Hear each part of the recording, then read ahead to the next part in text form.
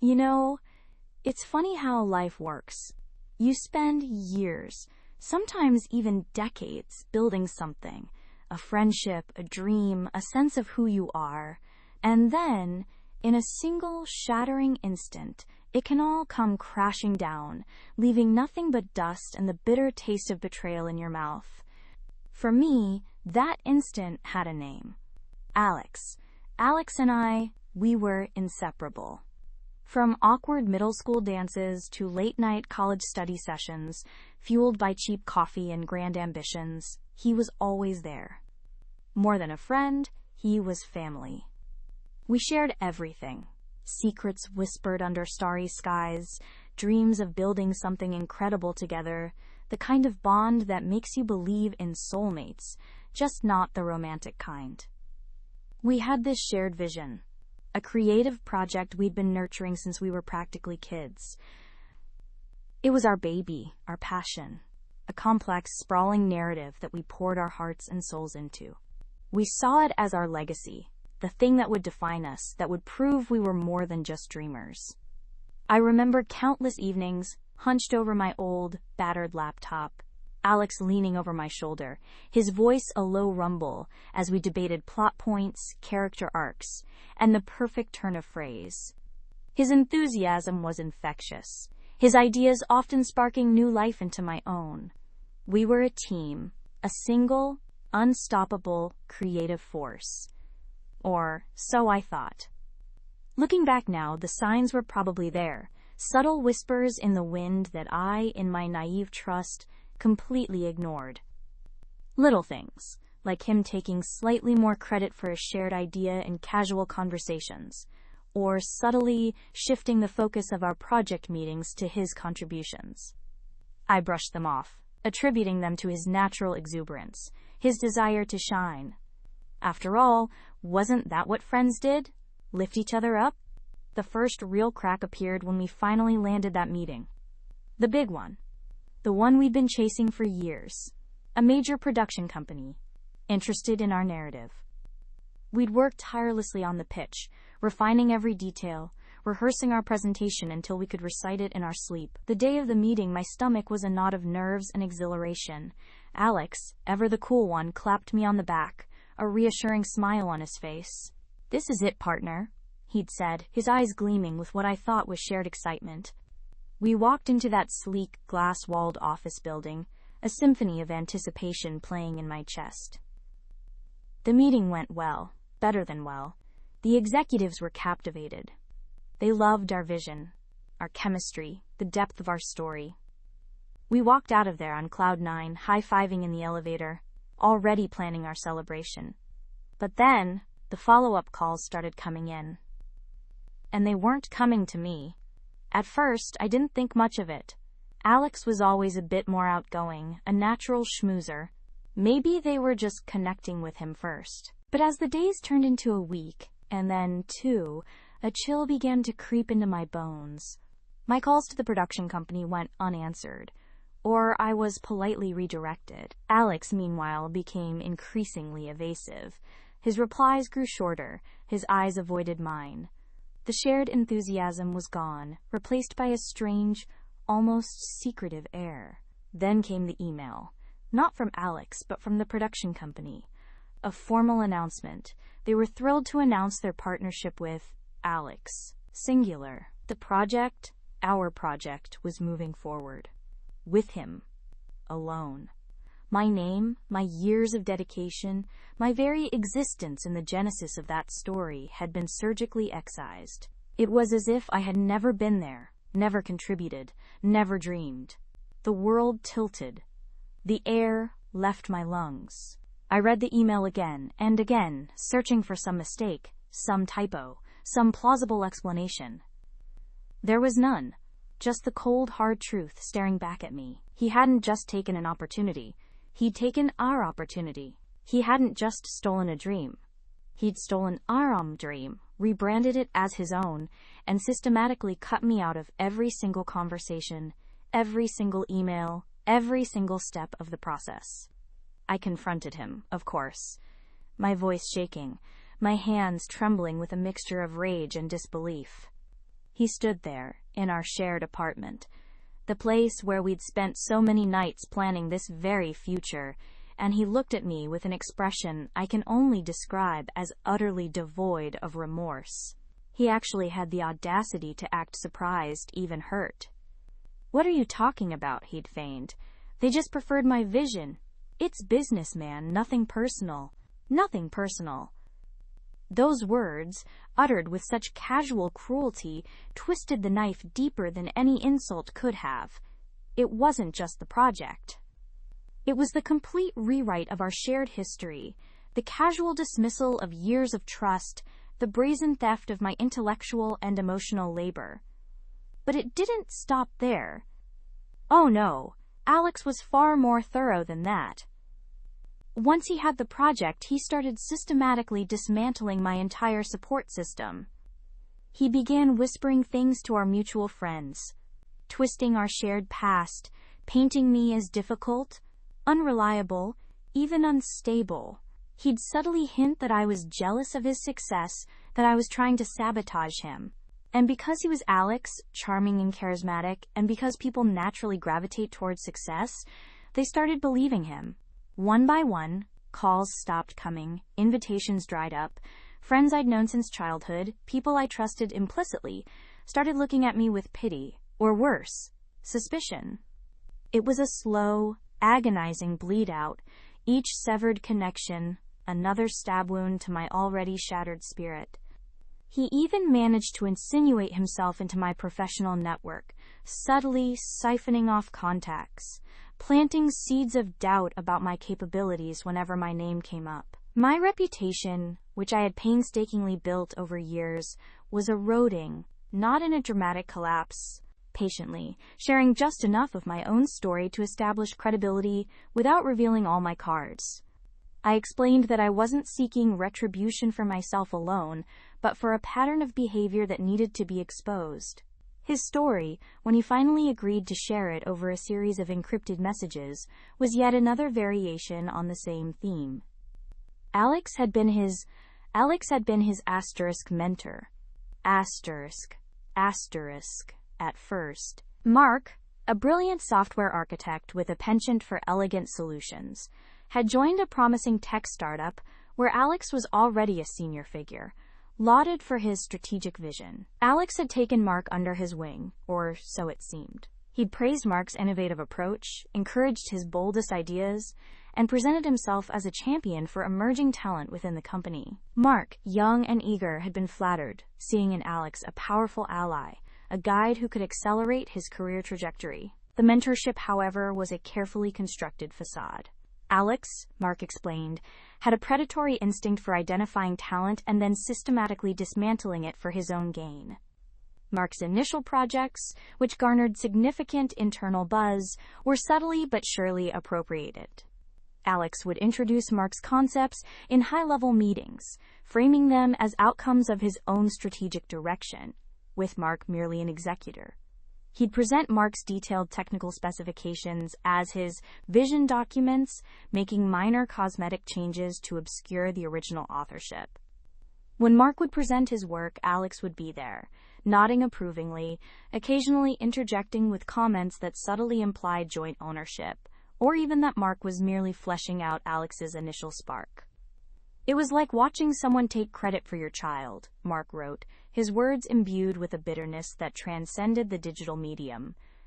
"At first, you rationalize it. He's my boss, he's helping me get visibility, he's just presenting it. But then it started happening with everything. Every breakthrough, every commendation, every new initiative I launched. Somehow, some way, Alex would manage to reroute the glory back to himself. He was a master of the subtle shift, the almost imperceptible rephrasing that turned Mark's idea into Alex's brainchild, developed by Mark's team. The psychological toll was immense. Mark described a creeping sense of paranoia, a constant vigilance over his own work, trying to anticipate Alex's next move. He started documenting everything, meticulously time-stamping emails, saving drafts, creating an almost forensic trail of his contributions. But even this felt futile. Alex had an uncanny ability to twist narratives, to paint Mark's careful documentation as a sign of distrust, a lack of team spirit, or even an attempt to undermine Alex himself. He'd tell me I was being too sensitive or overly competitive, Mark recalled. He'd say, "We're a team, Mark. There's no I in team," all while systematically erasing my I from every significant achievement. He'd gaslight me into believing I was imagining things, or that my memory was faulty. I started doubting my own perception of reality. The professional damage was equally severe. Mark was consistently overlooked for promotions, while Alex, riding on the back of Mark's stolen innovations, ascended rapidly within the company. Opportunities for Mark to lead his own projects were stifled, always funneled through Alex, who then ensured his own name was at the forefront. When Mark finally confronted Alex directly, discreetly, and professionally, the response was chilling. Alex feigned surprise, then hurt, then anger. He accused Mark of insubordination, of professional jealousy, and hinted at the severe repercussions of such accusations within the company hierarchy. He made it clear, Mark's message continued, that if I pushed it, could be the one facing consequences. He had cultivated relationships, built a reputation on my work. My word against his? I didn't stand a chance. Mark eventually left that company, not with a bang, but a quiet whimper. He was utterly burnt out, his confidence shattered, his passion for his craft eroded. The experience had left him with a deep scar, a fundamental distrust of corporate structures, and a lingering fear of being professionally exploited again. He described a period of intense anxiety and depression after leaving, struggling to regain his footing, constantly second-guessing himself in new roles. I saw that forum post, Mark concluded, and the name Alex Petrov hit me like a physical blow. The description, the details, it was too close, too familiar. I've spent years trying to put that behind me, but seeing it again, knowing he's still out there, still doing this, it makes me sick. His story resonated with a painful familiarity that went beyond mere coincidence. It wasn't just Sarah's experience or my own. It was a blueprint, a meticulously executed strategy of professional predation. Alex didn't just steal ideas. He stole ambition, confidence, and ultimately, pieces of people's professional souls. He wasn't just a thief of intellectual property. He was a vandal of human potential, a parasite that fed on the creative spirit of others, leaving behind a trail of broken careers and shattered confidence. The weight of Mark's story settled in the air between us, thick and suffocating. It wasn't just the details of the project or the corporate maneuvering that mirrored Sarah's account. It was the psychological dissection, the systematic dismantling of a person's self-worth. Alex hadn't merely taken Mark's research. He had surgically removed Mark's belief in his own abilities, leaving a gaping wound that years hadn't fully healed. He told me I was too emotional, too attached to my work, Mark recounted, his voice tight with remembered pain. That I needed to learn to separate myself, to be more strategic. He made me question if my passion was a weakness, not a strength. And when he presented it as his own, he framed it as a testament to his ability to see the bigger picture, to distill complex ideas into actionable strategies. He used my own words, my own insights, but delivered them with a cold, calculated efficiency that made them sound better somehow, more polished, more his. This was the core of it. Alex didn't just steal, he reframed. He didn't just take credit, he recontextualized the work, making it seem as though only he possessed the unique perspective to truly unlock its value. He was a master illusionist, making the original creator disappear while he took a bow under the spotlight. My mind raced, connecting the dots. Sarah's innovative marketing campaign, dismissed as too niche or unproven, before being repackaged and lauded as Alex's genius. My own initial ideas for the digital transformation project gently steered away from, only to resurface later, slightly altered but unmistakably mine, under Alex's name. The pattern was chillingly consistent. He sought out brilliance, nurtured it just enough to extract its essence, and then, with a practiced hand, severed the creator from their creation, leaving them adrift in a sea of self-doubt. "Did you ever try to fight it?" I asked Mark, the question feeling almost rhetorical given the uphill battle Sarah had faced. He let out a bitter laugh. Fight a corporate VP? A man who had the ear of the CEO, who was lauded as a visionary? I was a mid-level manager, fresh out of a master's program, still believing in meritocracy. I tried. I gathered my notes, my emails, my drafts. I went to HR. They listened politely, took notes, and then told me it was a misunderstanding. A clash of creative visions. They advised me to focus on my future contributions rather than dwelling on past disputes. Basically, they told me to shut up and move on, or more accurately, to shut up and leave, which I eventually did. The systemic protection Alex enjoyed was another recurring nightmare. HR departments, legal teams, corporate hierarchies, they all inadvertently, or perhaps deliberately, served as his unwitting accomplices. It was easier to dismiss a disgruntled employee, especially one who had been psychologically battered, than to confront a rising star who was bringing in perceived wins. The corporate machine valued results, often turning a blind eye to the ethics of how those results were achieved, especially when the predator was charismatic and adept at navigating its labyrinthine corridors. "He has a way of making you feel like you're the problem," Mark continued, his gaze distant. "Like you're the one who's being unreasonable, or unprofessional, or just not getting it. He gaslights you, slowly, subtly, until you start to believe it yourself. You start to think, maybe I am too sensitive. Maybe I don't understand how things really work. And by the time you realize what's happening, he's already moved on, leaving you to pick up the pieces of your own shattered professional identity." This was the insidious part, the true measure of Alex's depravity. It wasn't just about the stolen work. It was about the stolen self. He didn't just take ideas. He took the very engine of idea generation, confidence, trust, and the belief in one's own creative worth. As Mark spoke, I felt a cold knot form in my stomach. My own encounter with Alex, while not as devastating as Mark's or Sarah's, had left its own residue of discomfort and suspicion. I remembered the subtle shifts in conversation, the way he would gently probe, seemingly offering advice but actually extracting information. The way he would praise an idea, only to later present a refined version of it as his own, making you feel like he had merely improved upon your nascent thought, rather than outright stolen it.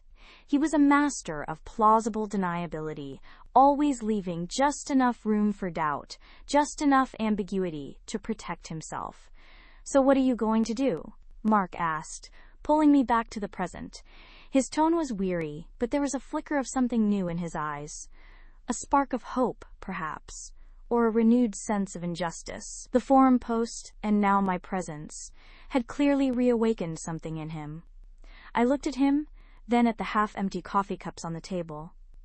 "I don't know yet, but I can't just let it go. Not after hearing your story. And Sarah's." I paused, collecting my thoughts. There are too many similarities, too many victims. It's not just a coincidence. It's a pattern. A modus operandi. "He's a ghost," Mark said, shaking his head. "He moves from company to company, leaves a trail of destruction, and then vanishes, only to reappear somewhere else, reinvented, ready to do it again." "But he's not a ghost," I countered, a new resolve hardening my voice. "He's a person, and people leave traces. He leaves a particular kind of trace. People like you, like Sarah, like me, who have been affected. And if we can connect those traces, if we can show the pattern, maybe we can stop him." The thought was daunting. Alex Petrov was, by all accounts, a successful, highly regarded professional. He operated in circles of power and influence. To expose him would be to challenge a carefully constructed facade, to risk our own reputations against a man who was adept at discrediting anyone who stood in his way. But the alternative, to do nothing, to let him continue his predatory cycle, felt morally reprehensible. "I've kept everything," Mark said, a surprising surge of energy entering his voice. "All my old project files, my email exchanges, even my performance reviews from that time. I was so angry, so hurt, I thought I'd need it someday. For what? I don't know. For closure, maybe. For vindication." A small, hopeful smile touched my lips. "That's incredibly helpful, Mark. Anything you have, any documentation, any memories of specific incidents, specific phrases he used, how he operated, it all builds the case." We spent another hour talking, Mark meticulously recalling details, dates, and names of other colleagues who might have witnessed aspects of Alex's behavior, or who might have been subtly exploited themselves.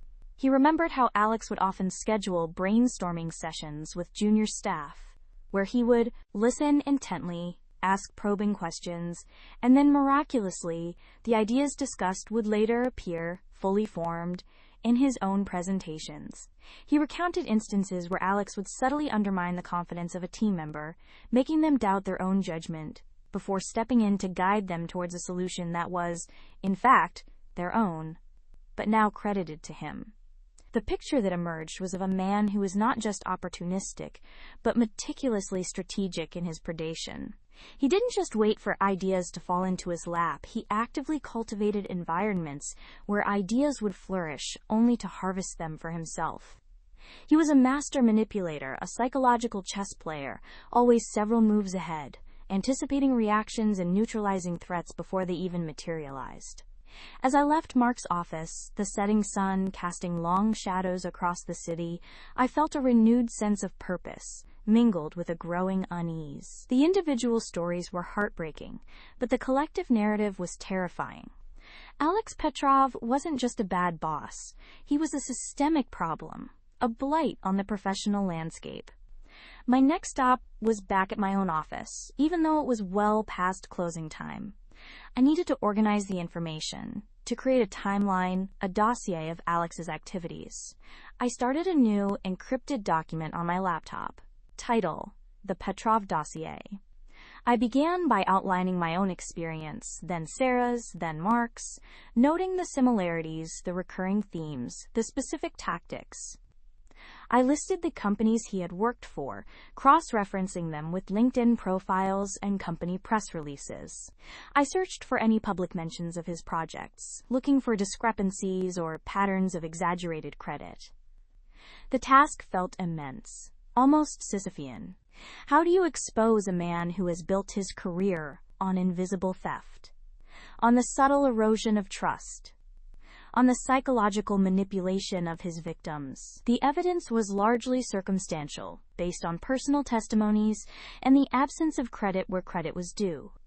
It was a battle against a ghost, a shadow, a master of deception. But as I typed, compiling the fragments of injustice, a fierce determination grew within me. This wasn't just about reclaiming stolen ideas. It was about reclaiming the narratives of those who had been silenced. It was about giving a voice to the victims, about shining a light on the darkness Alex had created. I remembered the forum post that had started it all, the anonymous cry for help that had resonated so deeply with Sarah. That post was the key. There had to be others. Other anonymous voices, other whispers of doubt and disillusionment, scattered across the internet, across different companies, across different industries. Alex's reach, I suspected, was far wider than just the three of us. The thought of reaching out to these other potential victims filled me with a mixture of dread and hope. Dread, because it meant dredging up more pain, more stories of professional betrayal. Hope, because a collective voice, a chorus of accusations, would be harder to dismiss than individual complaints. I decided to start with the forum itself. I would search for other posts mentioning Alex Petrov, or similar experiences of intellectual property theft and psychological manipulation in a corporate setting.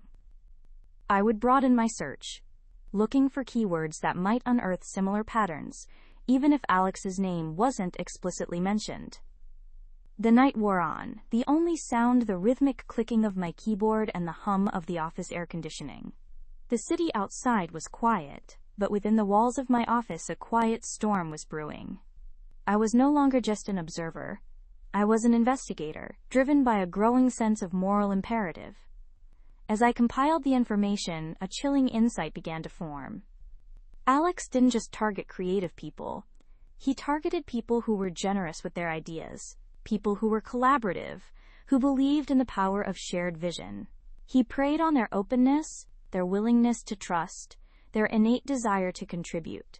He was a predator who specifically sought out those with light so he could absorb it and claim it as his own. This made his actions even more reprehensible. He wasn't just stealing. He was corrupting the very spirit of innovation and collaboration.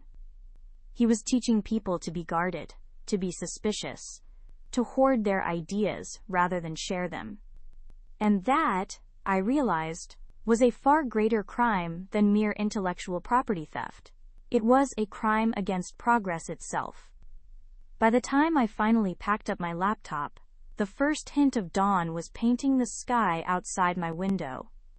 My eyes were tired, but my mind was clearer than it had been in weeks. The scattered pieces of the puzzle were starting to fit together, forming a coherent, albeit disturbing, picture. I knew this was just the beginning. The road ahead would be long, fraught with challenges, and potentially dangerous to my own career. But looking at the growing Petrov dossier on my screen, I knew I couldn't turn back. Sarah, Mark, and countless others deserved more than just silence. They deserved justice, or at the very least, a voice. And I was determined to help them find it.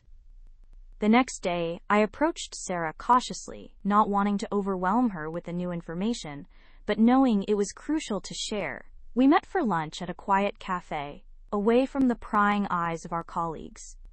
I met with Mark, I began, watching her reaction. Her eyes widened slightly, a flicker of apprehension crossing her face. "The one from the forum post?" she asked, her voice hushed. I nodded. "Yes, and his story? It's almost identical to yours. The way Alex operated, the specific tactics, the psychological toll it took." I recounted the key details of Mark's experience, emphasizing the common threads. As I spoke, Sarah's initial apprehension gave way to a slow, simmering anger. Her knuckles whitened as she gripped her coffee cup. "He's a monster," she whispered, her voice barely audible. "He just leaves a trail of broken people behind him." "He does," I agreed. "But Mark also kept everything, documentation, emails, notes. He's willing to share it all." A new expression crossed Sarah's face, a mixture of shock and dawning hope. "He kept it? After all these years?" "He did. And he's not the only one, I suspect. I've started compiling everything, building a dossier. I think there are more people out there, people who experience similar things with Alex, across different companies." I laid out my plan. To use the anonymous forum as a starting point, to try and connect with other potential victims. To build a comprehensive case, not just based on individual complaints, but on a pattern of predatory behavior that spanned years and multiple organizations. Sarah listened intently, her gaze fixed on me. When I finished, she took a deep breath. This is huge. This is more than I ever thought possible." A tear welled in her eye, but this time it wasn't a tear of despair, but of something akin to fierce resolve. "I'll help. Anything you need. My documents, my contacts, my testimony. All of it." Her willingness to re-engage, to revisit a painful chapter of her past, was a powerful affirmation. It wasn't just about personal vindication anymore. It was about preventing Alex from harming anyone else. It was about breaking his cycle of professional exploitation. Over the next few weeks, the Petrov dossier grew exponentially. I spent evenings and weekends meticulously sifting through forum posts, cross-referencing names and companies, looking for any mention of Alex Petrov or descriptions of similar scenarios. It was like piecing together a complex mosaic of corporate malfeasance. The anonymous nature of the internet, while sometimes a breeding ground for misinformation, proved to be an invaluable tool for this kind of investigation. People were more willing to share their stories, their frustrations, their suspicions, when shielded by anonymity. I found several more posts that, while not explicitly naming Alex, described situations that were eerily consistent with his modus operandi. A charismatic senior manager taking credit for junior staff's work, a sudden change in project direction leading to the marginalization of an original creator, a pattern of gaslighting and professional undermining. I started a new anonymous account on the forum, carefully crafting a post that would resonate with those who had been affected, without revealing too much or making direct accusations. I spoke generally about the phenomenon of intellectual property theft and psychological manipulation in the workplace, inviting others who had experienced similar situations to share their stories, or to connect privately if they preferred. The response was slow at first, then a trickle, then a steady stream. Private messages started appearing in my anonymous inbox. People, cautious and hesitant, but clearly desperate for an outlet, began to share their experiences. Each story, while unique in its specifics, echoed the same chilling pattern. The initial charm, the apparent mentorship, the subtle extraction of ideas, the eventual appropriation, and the devastating aftermath of self-doubt and professional paralysis. There was Elena, a brilliant data scientist whose groundbreaking algorithms for predictive analytics were presented by Alex as his own visionary framework at a major industry conference.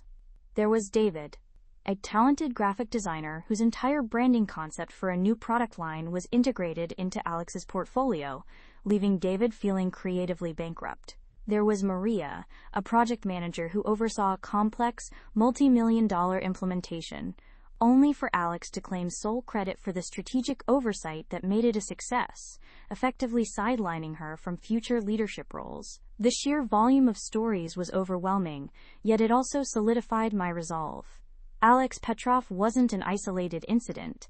He was a serial predator. His victims spanned different industries, tech, marketing, finance, even nonprofits, and different levels of seniority. His methods were adaptable, but his core strategy remained the same. Identify talent, extract value, take credit, and leave behind a wake of professional devastation. The more I learned, the more I understood the subtle genius of his deception. He never left blatant, undeniable evidence. He operated in the gray areas, in the realm of interpretation and perception. He was a master of corporate rhetoric, of framing and reframing, of twisting narratives to his advantage. He didn't just steal ideas. He stole the narrative of creation, making himself the protagonist and his victims mere footnotes, if they were acknowledged at all. I realized that the fight against Alex wouldn't be a conventional one. It wouldn't be about a single smoking gun, a single piece of irrefutable evidence. It would be about building a critical mass of testimony, a collective voice so loud and so consistent that it could no longer be ignored or dismissed as isolated incidents or misunderstandings.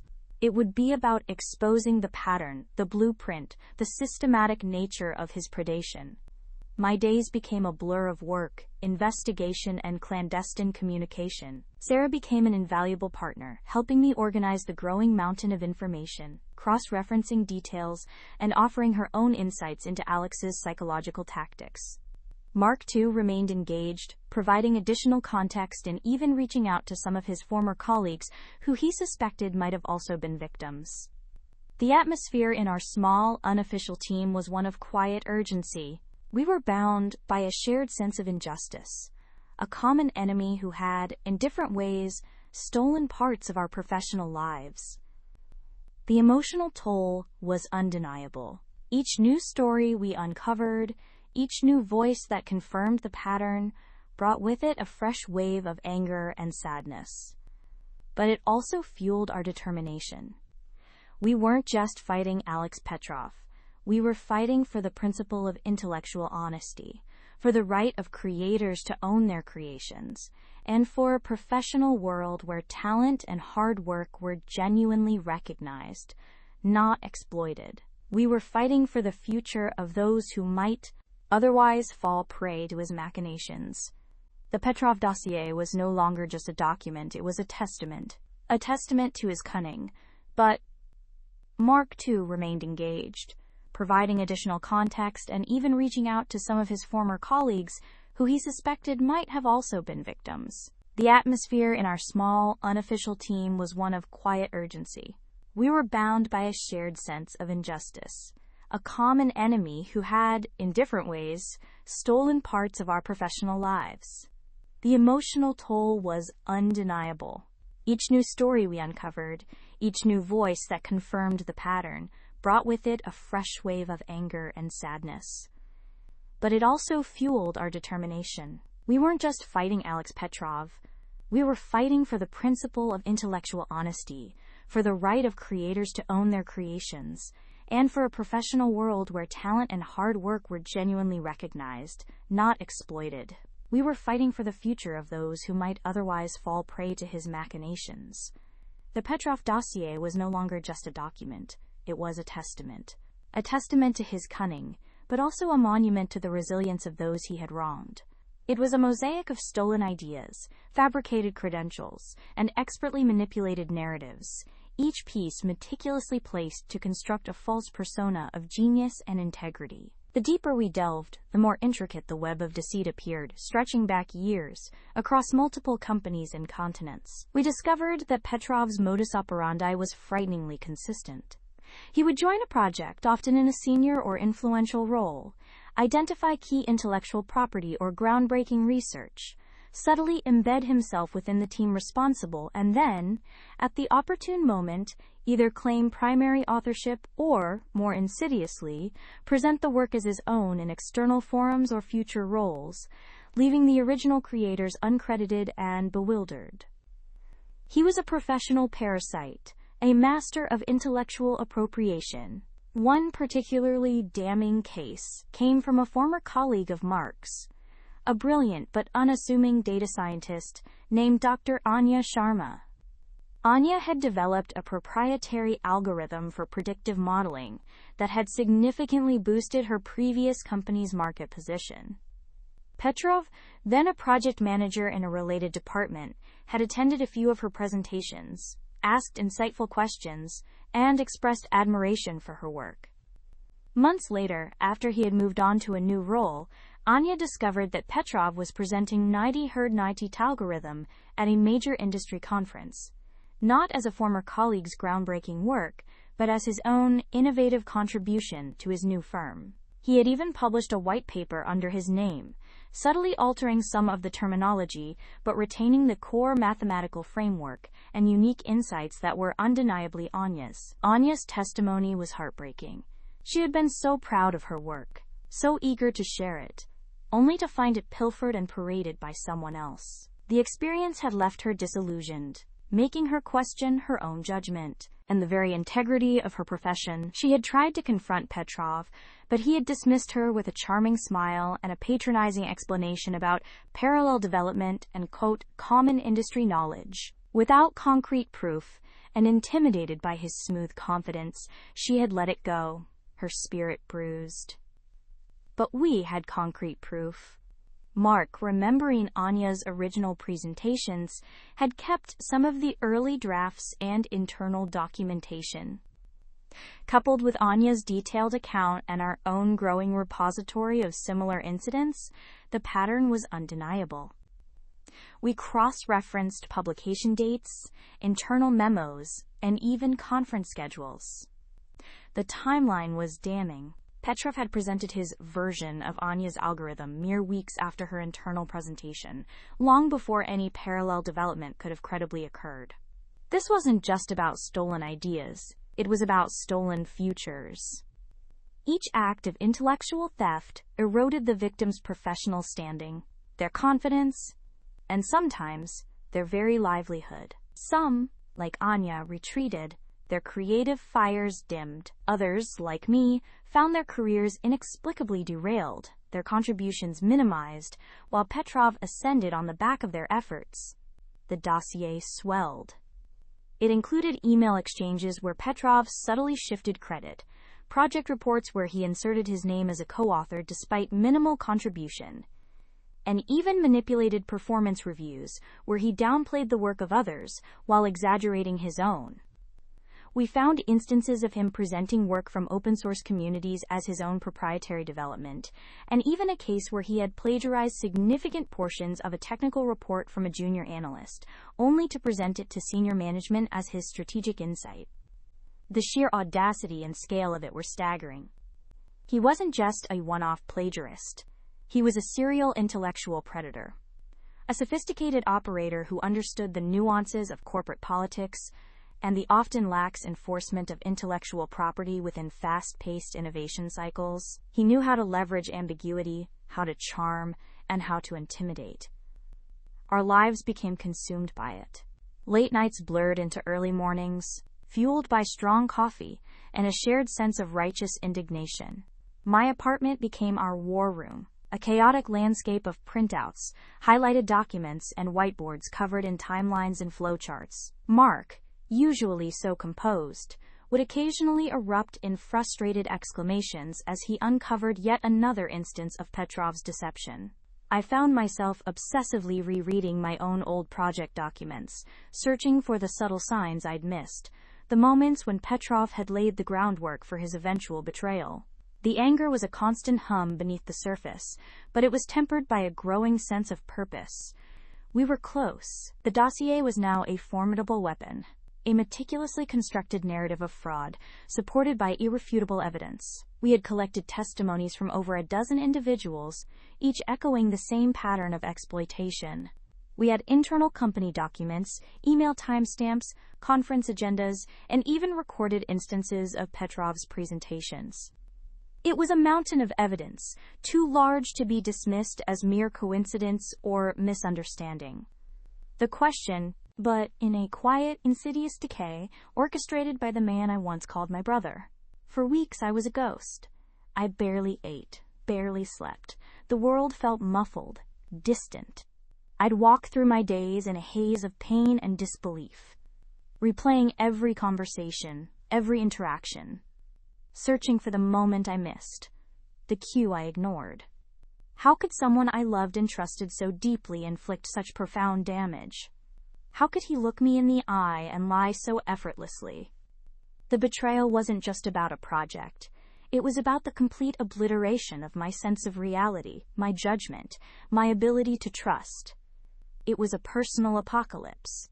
I lay awake night after night, staring at the ceiling, tears burning tracks down my temples. The anger, when it finally broke through the suffocating grief, was a raw, primal scream. It wasn't just a flicker, it was a roaring inferno, consuming every other emotion. But beneath the fire, a cold, hard kernel began to form. A resolve. This wasn't just about getting even. This was about justice. This was about reclaiming my narrative, my reputation, my life.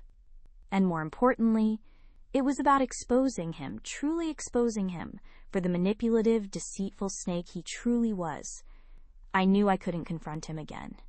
He was too good at deflection, too skilled at playing the victim.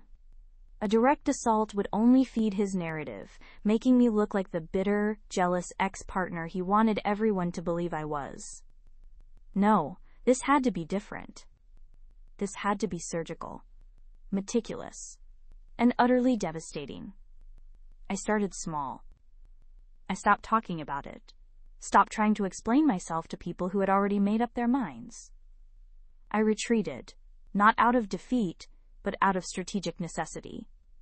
I needed to observe, to listen, to understand the new landscape he had created. I began to watch him, not with the eyes of a friend, but with the cold, analytical gaze of someone studying an opponent. I reviewed every old email, every shared document, every conversation log. I started piecing together the timeline of his deception, the subtle shifts, the calculated moves. It was like dissecting a complex puzzle, each fragment revealing another layer of his duplicity. The more I uncovered, the clearer his pattern became. He was a master of subtle manipulation, a chameleon who adapted his persona to suit his needs, always seeking to gain an advantage, always prioritizing his own advancement, even at the expense of those closest to him. The betrayal wasn't an anomaly. It was a character trait, honed over years, perfected through practice. And I, in my blind loyalty, had been his most trusting, and therefore most vulnerable, target. The catharsis I sought wouldn't come from a dramatic confrontation or a public outcry. That would be too messy, too easily dismissed. My revenge had to be a slow burn, a meticulously crafted unraveling of his carefully constructed facade.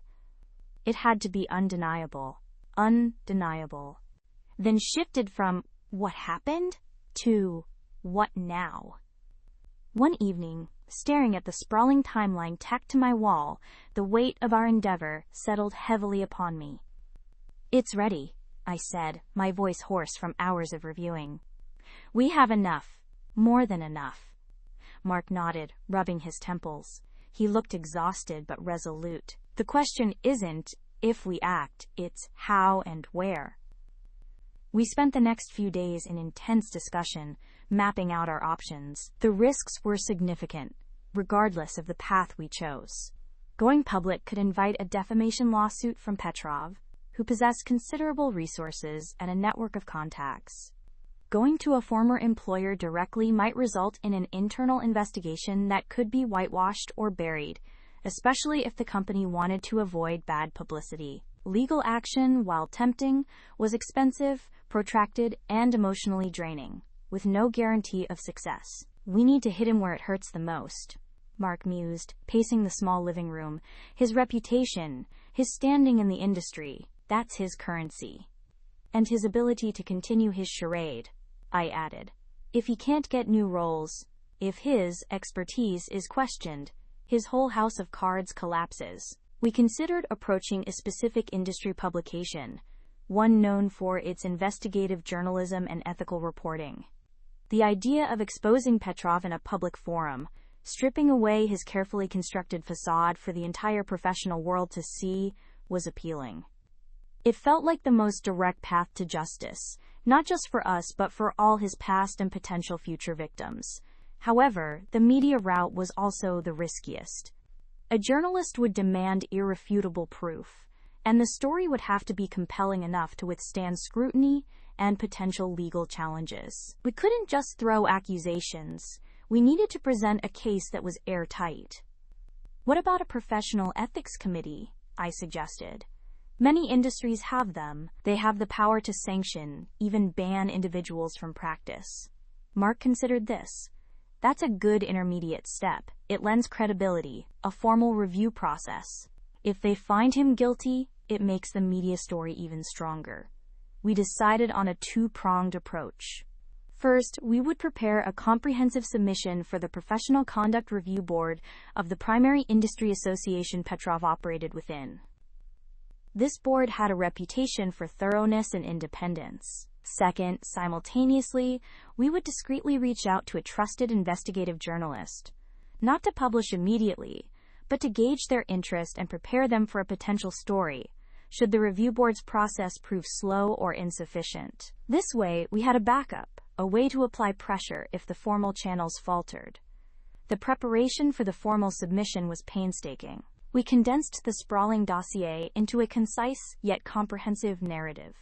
Each claim was meticulously footnoted, linking directly to the supporting evidence: emails, documents, witness statements, anonymized where requested. We drafted a compelling cover letter, outlining the systemic nature of Petrov's misconduct and the profound impact it had on individuals and the integrity of the industry. We spent another week refining the submission, treating it like a legal brief. Mark, with his meticulous eye for detail, caught several minor inconsistencies and suggested stronger phrasing for key arguments. I focused on the narrative flow, ensuring that the human cost of Petrov's actions was clearly articulated alongside the technical evidence. The day we finally sealed the package, a thick, heavy envelope containing USB drives with all the digital evidence and printed copies of key documents, felt momentous. It was a quiet, understated victory in itself, the culmination of months of relentless work. We walked to the post office in silence, the weight of the envelope in my hand feeling like a physical representation of our shared burden and resolve. Dropping it into the slot was an act of profound release, tinged with apprehension. "It's out of our hands now," I said, watching the package disappear. Mark nodded, a grim line to his mouth. "Not entirely. This is just the beginning of the fight." He was right. The silence that followed the submission was unnerving. Days turned into a week, then 2. We checked our emails obsessively, our phones constantly within reach. Every unknown number, every subject line, sent a jolt of adrenaline through us. Had they received it? Were they reviewing it? Would they dismiss it? Finally, an email arrived from the Professional Conduct Review Board. It was formal, acknowledging receipt of our submission, confirming that a preliminary review had begun, and that we would be contacted if further information was required. It was a small step, but it was *formal step. A door had been opened. Simultaneously, I had made contact with Sarah Jenkins, a tenacious investigative journalist known for her work on corporate ethics. I had sent her a carefully worded, anonymous tip hinting at a, quote, pattern of widespread intellectual theft by a prominent industry figure. To my surprise, she responded quickly, intrigued. We arranged a discreet meeting. Meeting Sarah was like stepping into a different world. She was sharp, cynical, but with an underlying passion for justice that resonated with our own. I presented her with a sanitized overview of the Petrov dossier, emphasizing the systemic nature of the problem and the number of victims involved. I showed her redacted summaries of key evidence, enough to pique her interest without revealing our full hand or compromising the ongoing review board process. She listened intently, her eyes scanning the documents, occasionally scribbling notes.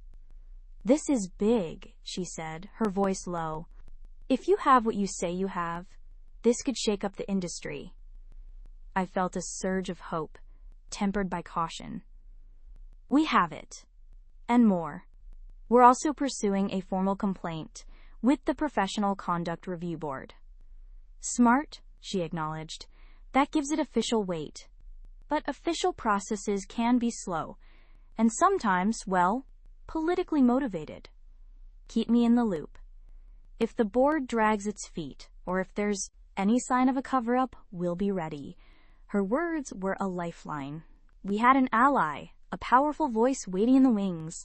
The next few weeks were a tense waiting game. The review board's process was opaque, and we heard nothing further. We continued to gather any new pieces of information that came our way, keeping the dossier updated, ready for whatever came next. Then, the first tremor. A former colleague of Petrov's, one of the individuals who had contributed a testimony to our dossier, contacted me in a panic. He had received an anonymous email, vaguely threatening, hinting that his past associations might come back to haunt him if he didn't, quote, stay out of matters that don't concern him. The email didn't mention Petrov directly, but the timing was too precise to be coincidental. Petrov was starting to feel the pressure. "He knows," I told Mark, my heart pounding. "Or at least he suspects something is brewing." Mark's jaw tightened. "He's trying to intimidate, classic Petrov, but it means our efforts are having an effect." This was a new phase of the battle. Petrov wasn't just a distant target anymore. He was an active adversary, aware that his carefully constructed world was under threat. The stakes had just been raised. We had moved from investigation to active confrontation, and I knew, with a chilling certainty, that Petrov would not go down without a fight. His entire career, his public image, his very identity, was built on this foundation of lies. He would defend it fiercely. We decided to double down on our security measures. Encrypted communications, secure cloud storage for the dossier, and a renewed commitment to discretion. We warned all our contacts to be vigilant, to report any suspicious emails or calls. The quiet urgency of our initial efforts had now morphed into an overt sense of danger. A few days later, a more direct attack came.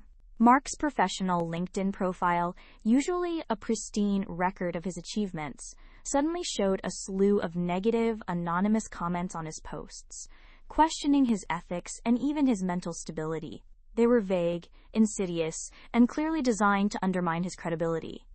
Mark, usually stoic, was visibly shaken. "He's using his network," Mark growled, his face flushed with anger. "He's trying to discredit us before we can discredit him." It was a calculated move, a preemptive strike. Petrov was attempting to paint us as disgruntled former colleagues, jealous and unstable, trying to sabotage his stellar career. It was a narrative he was adept at weaving. This confirmed our fears. Petrov was a formidable opponent, willing to play dirty. This wasn't just about presenting evidence anymore, it was about withstanding a counterattack. The emotional toll escalated. The anger was no longer a distant hum, it was a roaring fire. But beneath it, our determination hardened. We had anticipated this, to some extent. We knew Petrov wouldn't simply roll over. I reached out to Sarah Jenkins again, providing her with the details of the anonymous threats and the LinkedIn sabotage. She listened, her voice calm but firm. "This is exactly what I expected.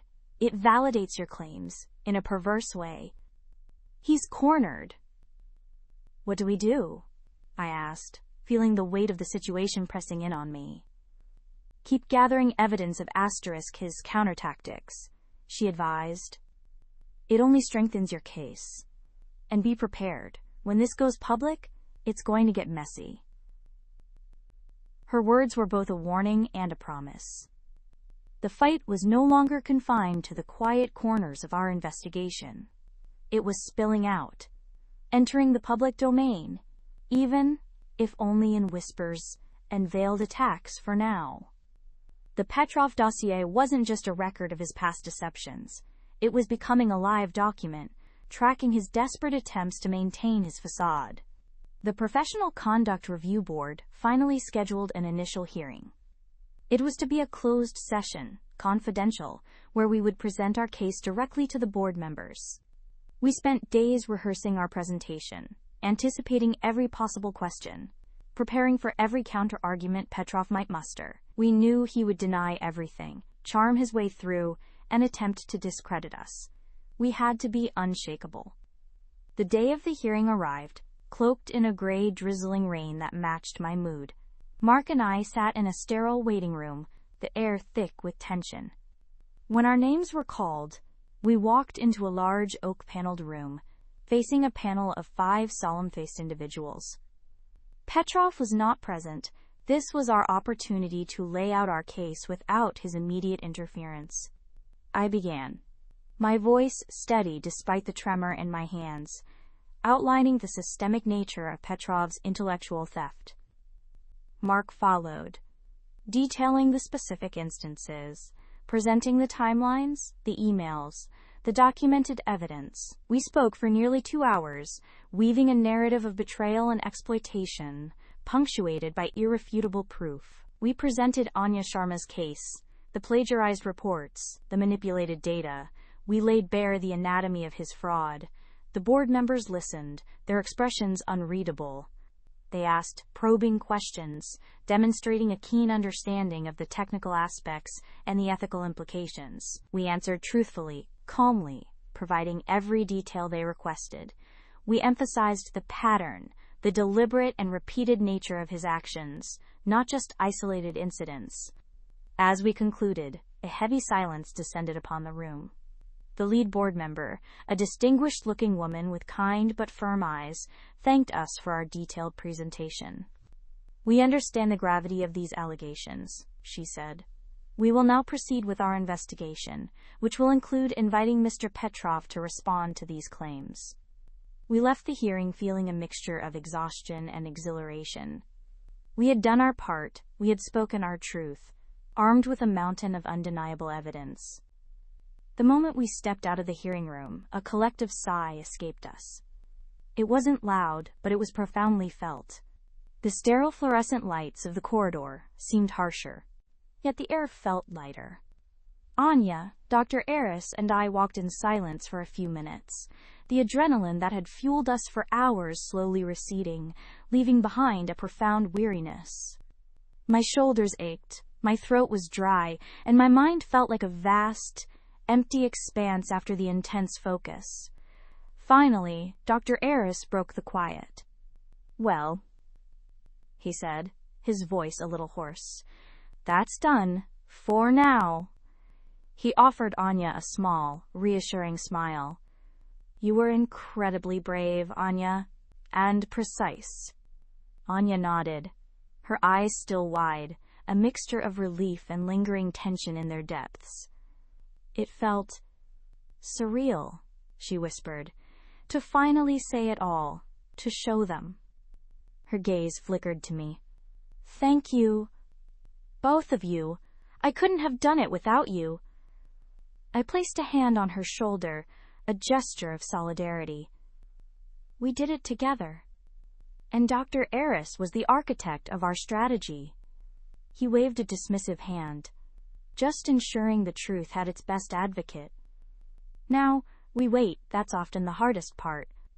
He was right. The exhilaration of having presented our case, of having finally laid bare the truth, soon gave way to the gnawing anxiety of anticipation. The next few days were a blur of restless nights and distracted days. Every email notification, every phone call, sent a jolt of apprehension through me. Had they made a decision? Was Petrov already retaliating? The atmosphere in the department, though outwardly unchanged, felt subtly different. Whispers seemed to follow me down corridors. Colleagues who usually stopped for a chat now offered quick, averted glances. Petrov himself was conspicuously absent. His office door remained closed, his usual booming laughter conspicuously silent. It was a small mercy, but it also fueled the speculation. Had he been suspended? Was he preparing his counterattack? Anya, despite her initial relief, grew increasingly nervous. "What if he tries to turn it around?" she asked me one afternoon, her voice barely audible, as we sat in my office, the door closed. "What if he says I'm lying? That I'm disgruntled? He has more power, more influence." "He has nothing to counter our evidence with, Anya." I reassured her, though a part of me echoed her fears. The board saw the reports, the data. They asked the right questions. They understand the mechanics of what he did. "It's not a matter of he said, she said anymore. It's he did, and here's the proof." Dr. Eris remained our anchor. He urged us to maintain our routines, to focus on our ongoing projects, to project an air of calm confidence. "The board is thorough," he'd remind us. "They won't rush. They'll give him every opportunity to respond. But if he has no credible response, their decision will be clear." Weeks crawled by. Each day felt like an eternity. The initial surge of adrenaline had long since dissipated, replaced by a dull throb of anxiety that permeated every thought, every action. I found myself replaying the hearing in my mind, dissecting every question, every answer, searching for any potential weakness, any overlooked detail that Petrov might exploit. My sleep was fractured, haunted by scenarios of Petrov somehow escaping accountability, of our efforts being in vain. During this period of agonizing limbo, we heard nothing directly from the board. Their process was meticulously guarded, designed to ensure fairness and prevent external influence. However, the grapevine, as always, proved to be an unreliable but persistent source of fragmented information. Rumors circulated that Petrov had indeed been invited to respond, that he had initially attempted to dismiss the allegations as a, quote, malicious smear campaign orchestrated by disgruntled junior staff. But the whispers also suggested that the board, armed with the detailed presentation we had given, had pressed him relentlessly, demanding specific explanations for the inconsistencies, the statistical anomalies, the glaring similarities between Anya's discarded work and his published papers. The most telling sign came not from the board, but from Petrov himself. He didn't return to the department. His office remained shut, the blinds drawn. His name vanished from upcoming seminar schedules. His usual presence, once so pervasive, simply evaporated.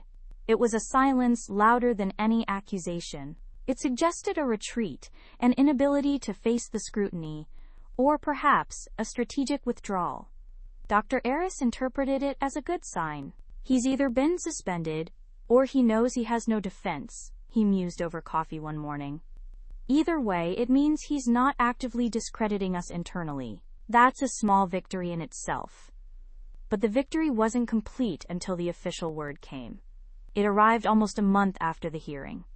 A terse, formal email from the Human Resources Department, copied to me, Dr. Eris, and Anya Sharma, informing us that the, quote, internal investigation into allegations of academic misconduct had concluded. It requested our presence at a follow-up meeting with the lead board member, Ms. Davies, the following afternoon. My heart hammered against my ribs. This was it. The moment of truth. The meeting was held in the same boardroom, but the atmosphere was entirely different. There was no tension of presentation, no burden of proof. Ms. Davies sat at the head of the table, flanked by two other board members. Her expression, while still firm, held a different kind of solemnity. Thank you for coming, she began, her voice calm and measured. The board has concluded its thorough investigation into the allegations presented against Dr. Viktor Petrov. She paused, her gaze sweeping across our faces. We have reviewed all submitted evidence, including the comprehensive presentation you provided, and we have also considered Dr. Petrov's response. My breath caught in my throat. Petrov responded. What had he said? Dr. Petrov, she continued, was unable to provide satisfactory explanations for the discrepancies and inconsistencies identified in his published work and research data. His attempts to discredit the evidence were found to be unsubstantiated, and in some instances, demonstrably false. A wave of relief, so potent it almost made me dizzy, washed over me. Unsubstantiated. Demonstrably false. The words were a balm to my frayed nerves. Therefore, Ms. Davies concluded, her voice clear and unwavering, the board has found Dr. Viktor Petrov guilty of severe academic misconduct, including plagiarism and data manipulation. Effective immediately, Dr. Petrov's employment with the institution has been terminated. All his published work associated with this institution, found to contain plagiarized or manipulated data, will be subject to retraction proceedings. Furthermore, his academic titles and affiliations with this institution have been revoked. Silence descended once more, but this time, it was a silence of profound weight and vindication. Anya gasped softly beside me, tears welling in her eyes. Dr. Eris let out a long, slow breath, a faint smile touching his lips. I felt a knot in my chest, one I hadn't realized was there, finally loosen and unravel. This decision was not taken lightly, Ms. Davies added, her tone softening slightly. Academic integrity is the cornerstone of our institution. We commend you, Ms. Sharma, for your courage in coming forward. And we commend you, Dr. Eris and Dr. Protagonist's last name, for your diligence and integrity in pursuing this matter. It took immense courage and perseverance. The institution is grateful for your commitment to upholding our ethical standards. She then outlined the next steps. The formal retraction process, the internal review of projects Petrov had overseen, and a commitment to ensuring that Anya's original contributions were properly recognized and credited. Leaving the room this time, the feeling was pure, unadulterated relief. The sun seemed brighter, the air crisper. Anya openly wept, not tears of sorrow, but of release. I put my arm around her, and she leaned into the embrace, her body trembling with the aftershocks of the ordeal. It's over, she choked out. It's really over. It is, I confirmed, my own voice thick with emotion. Dr. Eris joined us, his face beaming. Justice served, he said simply, then clapped me on the back. A truly remarkable effort by all of us. But especially you two. The days that followed were a whirlwind of activity, but of a different, more positive kind. The official announcement of Petrov's dismissal sent shockwaves through the institution. There were hushed conversations, looks of disbelief, and then, slowly, a palpable sense of relief and renewed trust began to settle. The academic world, though often slow to move, was swift in its condemnation once the truth was undeniable. Retraction notices began to appear in journals, a stark, public acknowledgement of the fraud. Anya, no longer burdened by the weight of injustice, blossomed. The institution, in an effort to rectify the damage, offered her a more senior research position, with full support to develop her original research. She accepted, her eyes shining with renewed purpose. She began to rebuild her career, not just as a survivor, but as a pioneer, her name now synonymous with integrity and resilience. For me, the experience was transformative. It had been an arduous journey, fraught with risk and emotional strain. But it had also affirmed my core beliefs, that truth, however inconvenient, must be pursued, that ethical conduct, however challenging, must be upheld. I had witnessed firsthand the corrosive power of unchecked ambition and the quiet strength of collective integrity. My reputation within the institution, initially perhaps seen as controversial, solidified into one of unwavering principle. Colleagues, some of whom had remained cautiously neutral during the investigation, now approached me with respect, some even with gratitude, for having cleared the air, for having restored a sense of fundamental fairness. Dr. Eris, ever the mentor, looked at me with pride. "You found your voice," he said to me one afternoon as we looked out over the campus, the autumn leaves turning vibrant shades of red and gold. "You stood for something important. That's a rare quality in academia these days, and one that will serve you well." The process of healing and rebuilding, both for the individuals involved and for the institution, would take time. The scars of betrayal lingered, a reminder of the fragility of trust. But the foundation had been cleaned, the rot excised. The institution, having faced its demons, had emerged stronger, its commitment to truth and ethical scholarship unequivocally reaffirmed. And as for us, the quiet band of truth-tellers, we carried forward not just the memory of a battle fought, but the profound satisfaction of a justice hard won, and a future reclaimed. The air, finally, was truly clear, with the complex mind of an adult grappling with profound internal shifts. In the afternoon, he returned with a handful of items: a perfectly formed pine cone, a feather, a smooth, flat stone different from his white pebble, and a small, vibrant green leaf. He laid them out on the table. "These are my observations," he announced, a quiet pride in his voice. "Each one different, unique, shaped by its environment, by time. The feather, so delicate, yet it allowed a bird to soar.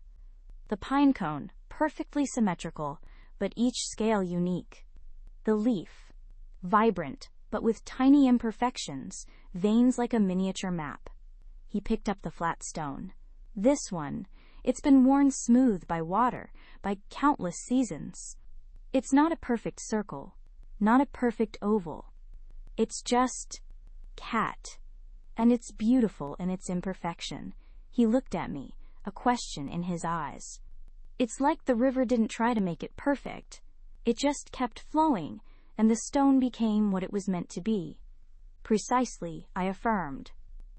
"Nature doesn't strive for an ideal. It simply here is, and in that being, there is profound beauty and perfection. Our human minds, however, are often conditioned to chase ideals, to judge, to compare, to resist what's in favor of what we think should be." He nodded slowly, picking up the leaf. "So for me, the task isn't to become a perfect version of Leo, it's to allow myself to *be Leo. to let the river of my experiences flow over me, to wear away the sharp edges, to reveal the inherent shape that's already there. And to observe that process, I added, to cultivate a sense of curiosity and acceptance towards the being that is Leo, in all its complexity and imperfection. To understand that even the rough edges you perceive are part of your unique texture, your story. He sat for a long time, arranging and rearranging his collection of natural objects, his mind visibly working, connecting, synthesizing. The air around him felt lighter, less oppressive. It was as if a small window had opened in a previously sealed room, allowing fresh air and light to stream in. Over the next few days, this became Leo's new ritual.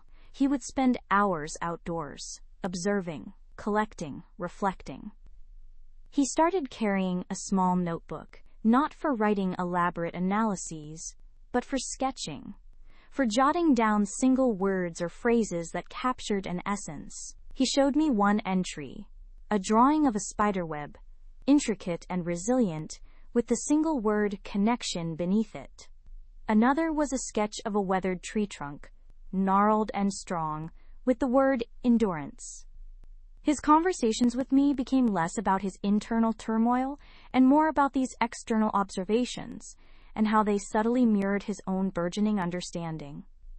He was learning the language of metaphor, not as an intellectual exercise, but as a way to bridge the gap between the external world and his internal landscape. I saw a bird building a nest today, he told me one evening, his eyes bright with interest. It was painstaking work, one twig at a time. Sometimes a twig would fall, and the bird would just pick it up again, or find another. No frustration, no self-recrimination, just the steady, persistent effort of creation. And what did that reveal to you, Leo? I asked, always guiding him back to the personal application. He considered this, that creation, or perhaps reconstruction, it's not always a grand, sweeping act. It's often a series of small, repetitive actions, and setbacks are just part of the process. They don't invalidate the effort. They just make the nest, or the self, more resilient. This was progress, real, tangible progress. He was moving from passive introspection to active engagement, from self-criticism to self-observation. The shift was profound. He was starting to see himself not as a problem to be solved, but as a living, breathing process, constantly unfolding. One afternoon, a few weeks into this new phase, a storm rolled in. The sky turned a bruised gray, the wind howled, and rain lashed against the cabin windows.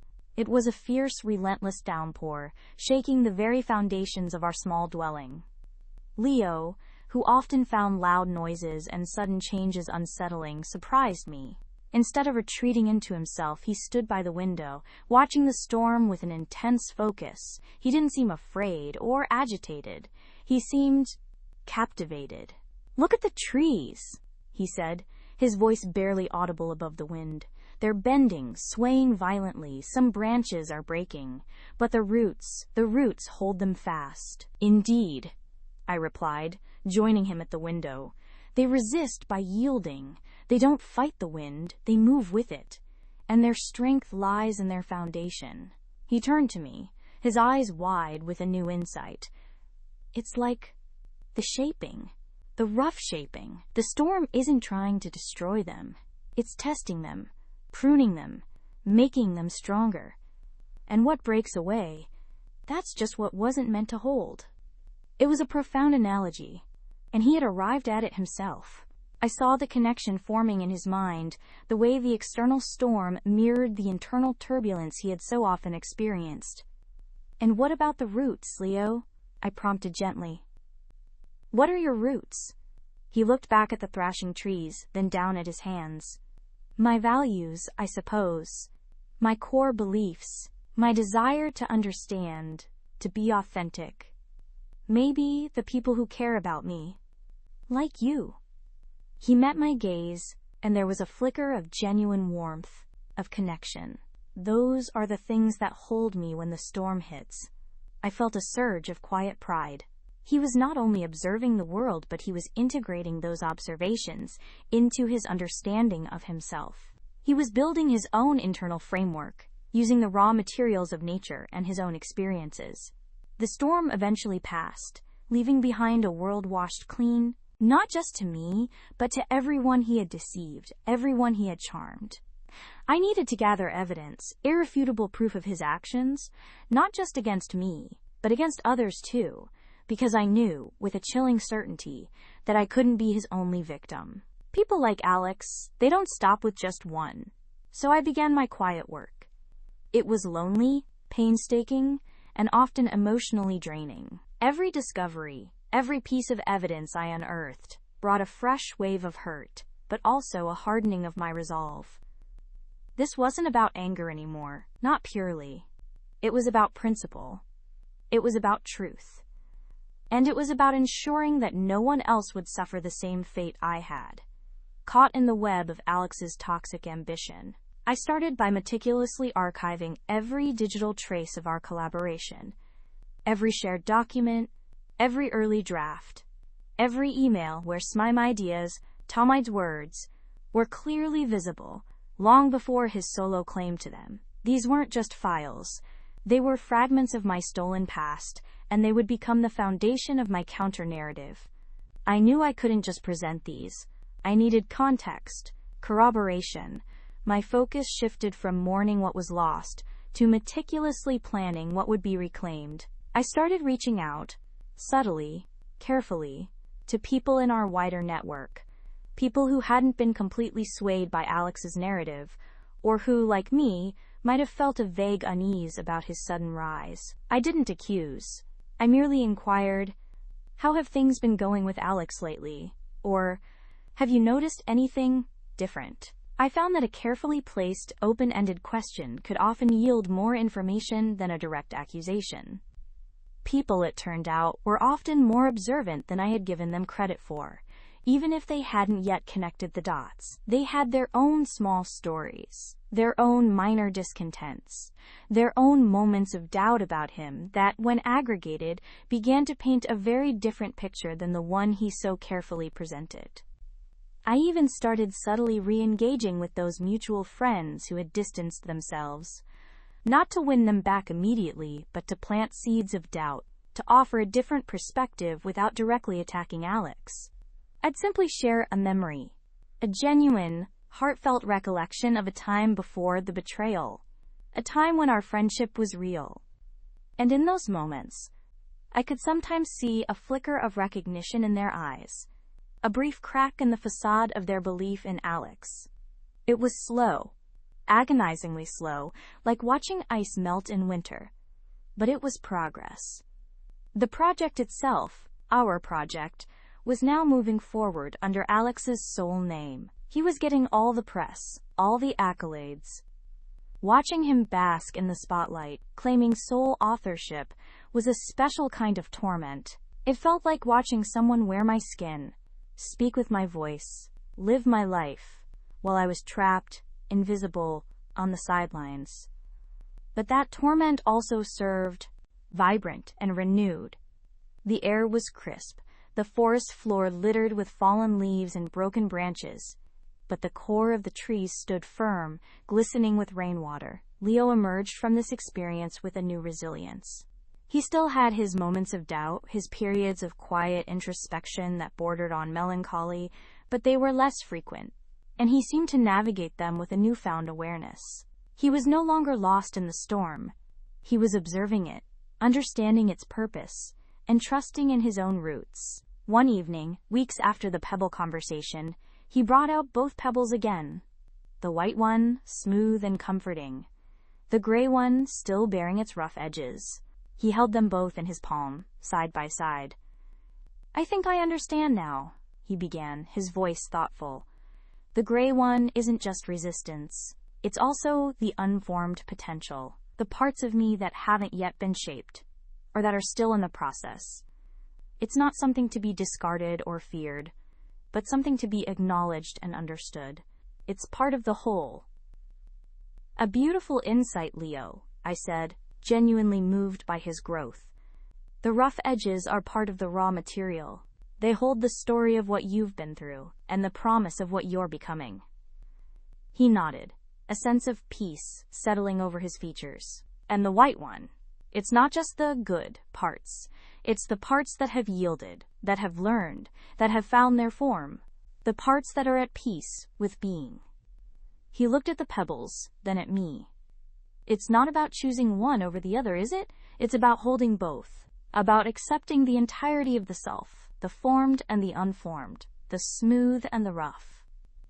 And understanding that the process is continuous. The river never stops flowing, Leo, I reminded him, echoing our earlier metaphor. And you are a part of that river, constantly changing, constantly adapting, constantly revealing new facets of your being. He smiled, a full, genuine smile that reached his eyes. It was a smile of acceptance, of understanding, of a quiet joy that had been absent for so long. He placed both pebbles back in his pocket, not as burdens, but as cherished companions on his ongoing journey. I knew his path was far from over. There would be more storms, more moments of doubt, more complex layers of self to uncover. But he had found his compass. He had learned to observe, to integrate, to accept. He had taken the first, most crucial steps on that very long path, and he was no longer walking it alone, nor was he walking it in fear. He was walking it with open eyes, an open heart, and the quiet courage of a soul beginning to truly understand itself. And watching him, I knew that my own purpose, in this quiet corner of the world, was being fulfilled in the most profound way possible. My own journey, too, had been one of observation and understanding, though my focus was always on the intricate dance of human consciousness. I had seen enough of life's cycles to know that true growth often came not from grand pronouncements or sudden epiphanies, but from these small, persistent acts of attention. Leo, in his deliberate way, was proving this truth once more. He started spending more time writing again, but the nature of his writing had changed. It was less analytical, less self-critical, and more reflective, almost poetic. He began to describe the textures of the forest, the play of light on the water, the intricate patterns of frost on a window pane. He was writing not to dissect, but to capture, to appreciate. He was finding his voice not in argument, but in observation. One evening, he read me a passage from his notebook. It wasn't a story or an essay, but a series of interconnected thoughts, almost like a meditation. The wind whispers through the pines, a language older than words. It carries the scent of damp earth, of distant rain, of something wild and untamed. I listen, not for meaning, but for resonance. It speaks to the parts of me that have forgotten how to breathe freely, how to simply be. The river flows, ceaseless and indifferent, yet utterly present. It carves its path, not by force, but by persistent yielding. The stones it carries are polished, shaped, not by design, but by duration. They become themselves through the journey, not despite it. And I, too, am in the flow. My thoughts, like eddies, swirl and dissipate. My emotions, like currents, pull and push. But beneath it all, there is a deeper stream, a quiet force that continues, unburdened by the surface turbulence. To find that stream, to trust its direction, to allow its shaping, this is the work. Not to fight the current, but to become one with it. To remember that even the roughest waters hold the promise of eventual calm, and that every stone, no matter how jagged, will one day find its own unique smoothness, its own quiet perfection. When he finished, the cabin was silent, save for the crackling fire. His voice had been soft, imbued with a newfound serenity. I looked at him, truly seeing the transformation that had occurred. The lines of tension around his eyes had softened. His posture was more relaxed, and there was a light in his gaze that hadn't been there before. A light of inner peace, hard-won, and deeply cherished. "That's beautiful, Leo," I said, my voice thick with emotion. "Truly beautiful." He smiled, a gentle, humble smile. "It's not just words anymore. It's felt. It's what I'm learning to live." And I knew, in that moment, that my purpose here, in this quiet, secluded place, was not just to offer guidance, but to witness. To witness the profound, often arduous but ultimately triumphant journey of a human soul finding its way back to itself. To witness Leo, the man who had arrived so burdened, now standing on the precipice of a new existence, shaped by the very forces he once feared, and ready, finally, to embrace the unfolding journey of his own making. He looked out the window, not at the encroaching darkness, but at the faint, silver rim of the moon, just clearing the furthest peaks. "I think," he began, his voice still soft, "I understand now that the wild isn't just out there, it's in here too. And it's not something to be tamed, but to be known, to be respected, to be lived with." I nodded slowly, a warmth spreading through my chest. "And you've done more than just know it, Leo. You've befriended it. You've let it show you who you truly are." He turned back to me, his smile broadening, a genuine, unburdened joy radiating from him. "I have, and I couldn't have done it without you. This place, your quiet patience, it was the crucible I needed." There was no need for grand pronouncements, no dramatic farewells. We sat in comfortable silence for a while longer, the fire casting dancing shadows on the walls, the only sound, the gentle hiss of burning wood. I knew my task here was complete. My purpose as a witness had been fulfilled. Leo wasn't just healed, he was whole. He was a testament to the enduring human spirit, capable of profound change when given the space and the mirror to see itself. The next morning, as the first rays of dawn painted the sky in hues of rose and gold, Leo stood at the edge of the clearing. His worn backpack was slung over his shoulder, but his stride was lighter, his gaze steady and clear. He turned and met my eyes across the dew-kissed grass. A simple nod, a shared understanding that transcended words. He had found his anchor, not in the absence of storms, but in the strength to navigate them. And as I watched him disappear into the whispering trees, a sense of profound peace settled over me, knowing that another soul had found its way home, not to a place but to itself. The cabin, now quiet once more, felt not empty, but filled with the echoes of a life transformed, ready for the next story to unfold. The silence that followed Leo's departure was not an absence, but a presence. It hummed with the echoes of shared vulnerability, whispered confessions, and the quiet triumph of a spirit reborn. I walked through the small, sun-dappled rooms, touching the rough-hewn table where he'd carved his anxieties into wood, the window pane where he'd stared out at the storm, and the old armchair where he'd finally found his calm. Each object seemed to hold a faint resonance of his journey, like a tuning fork still vibrating with a distant melody. My own form, ethereal yet grounded by purpose, merged effortlessly with the cabin's ancient timbers.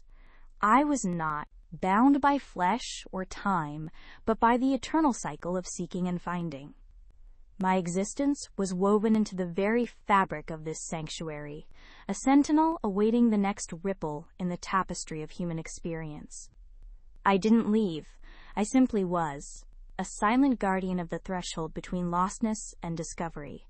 The sun climbed higher, casting long shadows that danced across the floorboards. Outside, the forest rustled, a continuous symphony of life. A bird sang a joyful, unrestrained song from a branch near the porch. It was a new day, fresh and full of unspoken promise. Leo was out there somewhere, walking his new path, carrying the quiet strength he'd unearthed within these walls. And in time, another soul, burdened by the world's weight, would feel the inexplicable pull towards this secluded haven. Another story would begin to stir. Another mirror would need to be held up.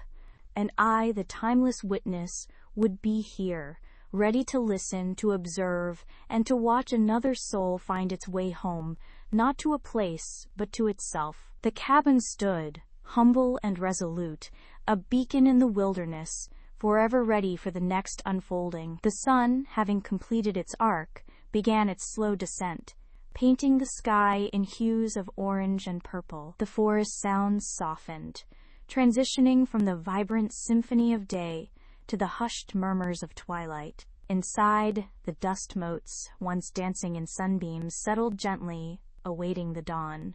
The air, cool and still, carried the faint, sweet scent of pine and damp earth, a constant reminder of the cabin's deep roots in the wild. There was no sense of loneliness here, only a profound peace. The cabin had no need for companionship in the human sense.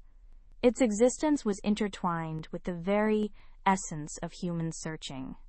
It held memories not as burdens, but as foundational layers, each story adding to its quiet strength, each departure leaving a subtle imprint of growth and transformation. It was a vessel, not for holding but for releasing, a crucible where the fragmented pieces of a soul could be reforged into wholeness. Its very timbers hummed with a low, resonant frequency, a silent lullaby for the world. As the first stars pricked through the deepening blue, the cabin settled further into its ancient roots. It was more than a structure. It was a living prayer, a silent testament to resilience, a constant invitation. It knew that the journey home was rarely a straight path, often winding through valleys of despair and mountains of doubt. But it also knew, with an unwavering certainty, that the path always led back to the quiet clearing within oneself. And when the time came, when the whispers of a lost heart grew loud enough to guide weary feet, the cabin would be there. Its windows would gleam with an inner warmth, a promise of sanctuary. And so it was, that night, under the vast, star-strewn canvas, that a figure emerged from the deep shadows of the ancient forest as fuel. Every article, every interview, every public appearance he made, I devoured, not out of masochism, but out of necessity. I needed to understand his narrative, his messaging, his vulnerabilities. I needed to know exactly what he was building, so I could understand how best to dismantle it. I started building a dossier, a comprehensive digital archive of everything related to Alex and the project. It included screenshots of our early conversations, timestamps on shared documents, emails where I clearly outlined concepts he later presented as his own, even audio recordings of brainstorming sessions we'd had. Technology, which he had used to cut me out, would now become my most potent weapon. I learned about metadata, about digital forensics, about how easily information could be traced and verified. This wasn't just a collection of grievances. It was a case, meticulously constructed, piece by piece, fact by undeniable fact. My life, which had felt utterly derailed, began to recenter around this singular purpose. The despair hadn't vanished entirely, but it was now overshadowed by a cold, unwavering focus. I wasn't seeking vengeance for vengeance's sake. I was seeking to right a profound wrong. I wanted him to face consequences, not just for what he did to me, but for the pattern of behavior that I was now convinced defined him. The emotional wounds were deep, but the clarity of my purpose was even deeper. This wasn't a rash decision, born of fleeting anger. This was a calculated, deliberate campaign, driven by a raw, unshakable sense of justice. And I knew, with every fiber of my being, that when the time was right, Alex's carefully constructed world would come crumbling down, and I would be there, watching. Not with joy, perhaps, but with a profound sense of catharsis, knowing that the truth, however painful, had finally emerged from the shadows. The clarity was a brittle thing, sharp-edged and unforgiving, but it was clarity nonetheless. It was the scaffolding upon which I would rebuild my life, not as it was, but as an instrument of precise, methodical justice. The first step was not action, but organization. My existing evidence, a jumble of raw pain and fragmented memories, needed to be cataloged, cross-referenced, and solidified into an unassailable case. I transformed my spare room into a war room. The desk, once a repository for half-finished projects and forgotten bills, became a command center. A new, dedicated laptop, wiped clean and secured, was its heart. I purchased external hard drives, encrypted and redundant, to hold the digital detritus of Alex's deceit. My old journals, once a private sanctuary for my thoughts, were now legal documents, their pages filled with dates, times, and verbatim conversations, meticulously transcribed and annotated. Every text message, every email, every financial transaction that hinted at his manipulations was meticulously screenshotted, printed, and filed. I created spreadsheets, timelines, and flowcharts, mapping out the progression of his deceptions, the subtle shifts in his narrative, the calculated erosion of my trust. This wasn't just about my story, it was about his story, the one he had so carefully crafted and maintained, and the one I was now determined to dismantle. The pattern, I was convinced, was the key. He was a predator of habit, his methods refined through repetition. My suffering was not unique, merely the latest iteration of a well-rehearsed performance. My initial foray was into the digital ether, a vast ocean of information where even the most careful individuals leave ripples. I started with public records, property records, company registries, old news archives, anything that bore the name Alexander Thorne. It was a tedious, mind-numbing process, often yielding nothing but dead ends, but I approached it with the patience of a hunter. I wasn't looking for a smoking gun immediately. I was looking for anomalies, inconsistencies, anything that didn't quite fit the polished persona he presented to the world. His professional life was the easiest to trace. A quick search on LinkedIn revealed a career trajectory that, on the surface, appeared impressive. Rapid promotions, successful projects, glowing endorsements. But beneath the veneer, I began to notice subtle discrepancies. A company he claimed to have founded and built was actually acquired shortly after his arrival. A major project he frequently touted as his brainchild had a different lead listed in industry publications. These were minor things, easily dismissed as embellishments or misremembered details, but to my newly sharpened senses, they were tiny cracks in the facade. Social media was a goldmine, albeit one requiring careful sifting. I created anonymous profiles, generic enough to blend in, yet specific enough to gain access to his circles. I scoured his past posts, and more importantly, the posts of those connected to him. Former colleagues, ex-girlfriends, even distant acquaintances. I wasn't looking for overt accusations, which would likely have been deleted or dismissed.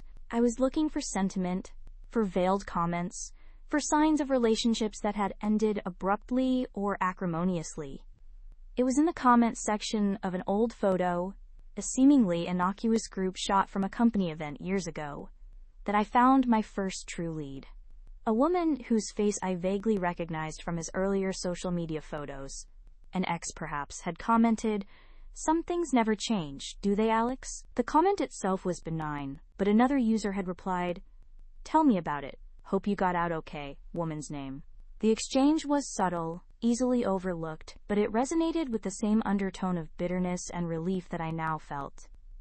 I noted the woman's name, a potential thread to pull. The deeper I delved, the more I understood the intricate web he had woven. He was a master of perception, curating his image with the precision of an artist. His online presence was spotless, almost too perfect. There were no drunken rants, no inappropriate photos, no political diatribes. It was all professional, aspirational, and utterly devoid of genuine vulnerability. This very perfection, I realized, was a tell. It spoke of a man who had something to hide, a man who understood the power of a carefully constructed narrative. My research extended beyond the digital. I visited public libraries, poring over microfiche archives of local newspapers from towns where he had lived or worked, cross-referencing names and dates. I learned about a small, failed startup he had been involved with years ago, one that had quietly dissolved amidst whispers of financial mismanagement. The news articles were vague, but the pattern was forming, a trail of broken promises, unfulfilled potential, and ambiguous departures. The emotional toll of this relentless pursuit was immense. Each discovery, each confirmation of his calculated malice, was a fresh wound, but it was also fuel. The despair hadn't vanished entirely, but it was now transmuted into a cold, unwavering resolve. I slept little, my dreams often a chaotic montage of faces and dates, but I woke each morning with a renewed sense of purpose. This wasn't merely about personal healing, it was about protecting others from the same fate. My next step was to seek legal counsel, not to file a lawsuit immediately, but to understand the landscape. I needed to know what constituted actionable evidence, what the limitations were, and what pitfalls I might encounter. I chose a small, discreet firm specializing in complex fraud cases, ensuring my initial consultation was framed as an exploration of options, without revealing the full depth of my personal involvement. The lawyer, a sharp-eyed woman named Ms. Davies, listened patiently as I presented a sanitized version of my story, focusing on the financial and contractual aspects, omitting the more emotionally charged details. I showed her the meticulously organized binders, the timelines, the spreadsheets. Her expression remained neutral, but I saw a flicker of recognition, perhaps even respect, in her eyes as she reviewed my work. "This is thorough," she said, her voice measured.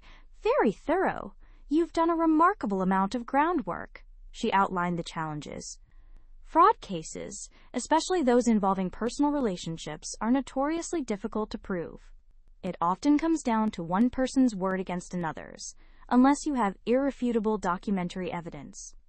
And even then, proving intent, that he intended to deceive you from the outset, is the highest hurdle. She spoke of the cost, the time, the emotional drain of litigation.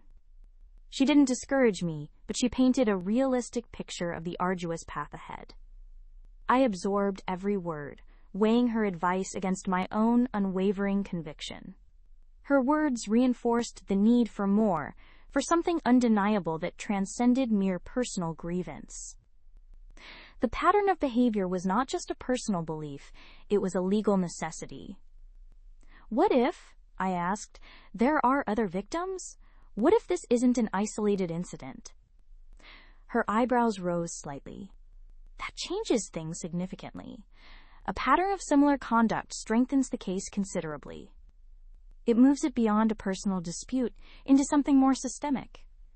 It speaks to intent." She paused, considering. "Have you found any indication of such a pattern?" I hesitated, then decided to share a sliver of my ongoing investigation. "I have leads, suggestions of similar situations, though nothing concrete yet." "Then that's where your focus needs to be," she advised. "If you can connect with others, if you can establish a history of this behavior, your position becomes much stronger. It demonstrates a modus operandi."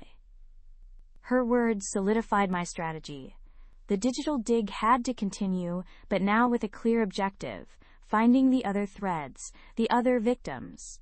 The woman from the old social media photo, the one whose friend had commented, "Hope you got out okay," became my immediate target. Connecting with her anonymously was a delicate dance. I couldn't simply message her and say, "Hi, Alex Thorne ruined my life too. Did he ruin yours?" That would be reckless and likely scare her off. Instead, I employed a more subtle approach. I found her professional profile, noted her interests, and crafted a message that seemed innocuous, related to a shared professional interest or a mutual connection, however tenuous. It took weeks of careful observation and crafting, but eventually I sent it. The wait was agonizing. Each passing day without a reply was a fresh wave of doubt. Had I been too direct? Too vague? Had she seen through my carefully constructed facade? Then, one evening, a notification. A reply.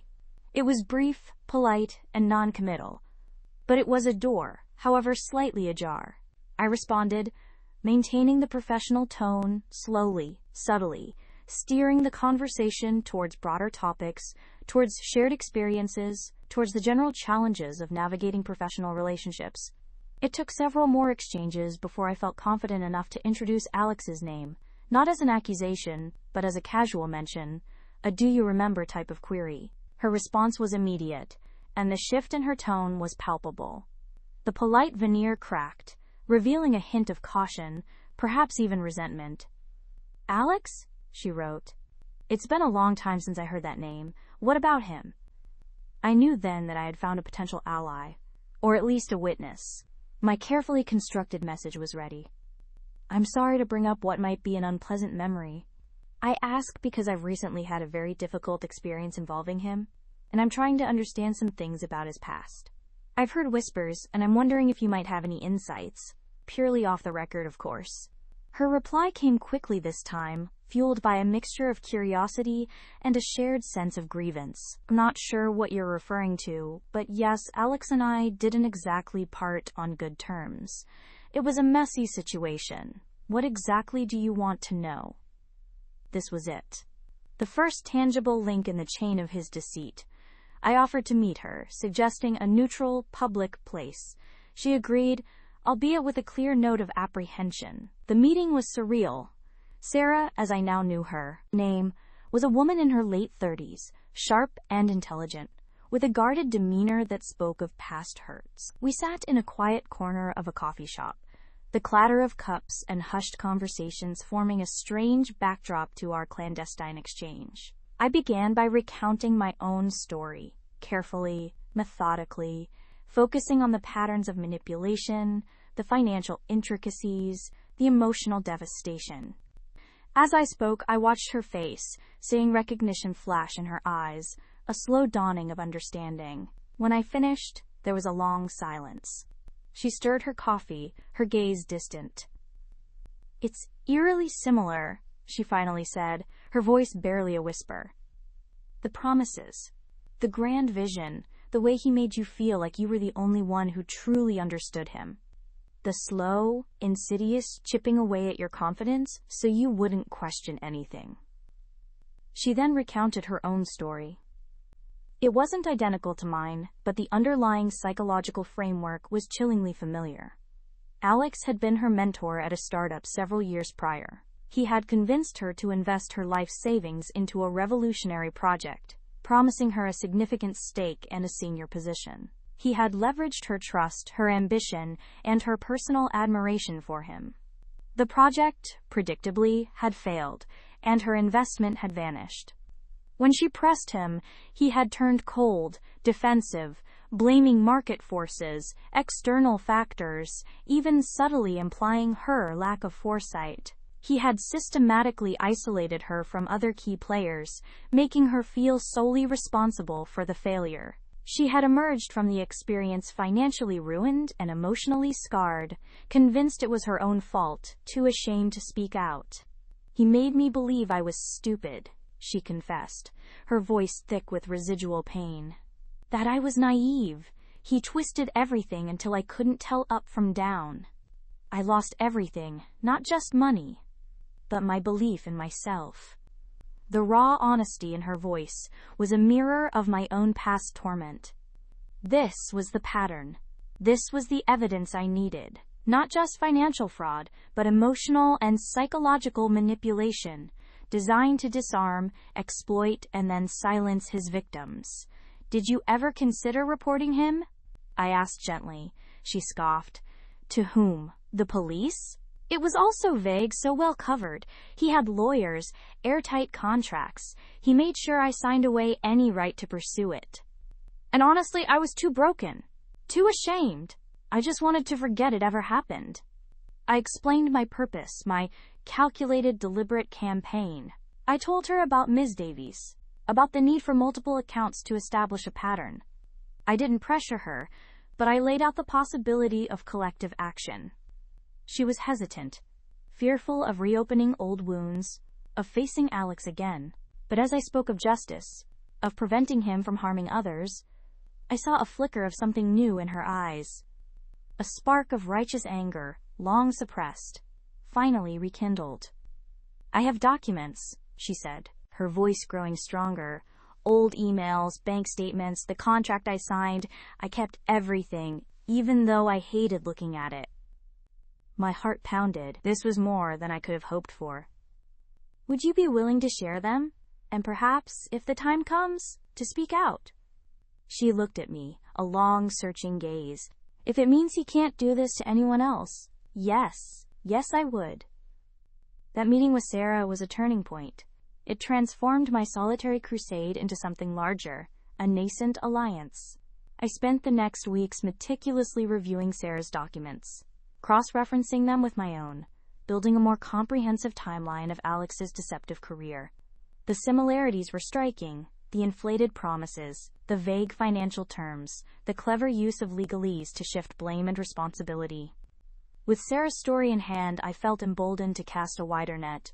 I returned to my digital sleuthing, now armed with a clearer understanding of Alex's modus operandi. I looked for other individuals who had worked at the same companies as Alex, particularly those who had left shortly after him, or had reported similar negative experiences in online forums or review sites. I refined my search terms, looking for keywords like mismanagement, unethical practices, broken promises, alongside Alex's name or his company names.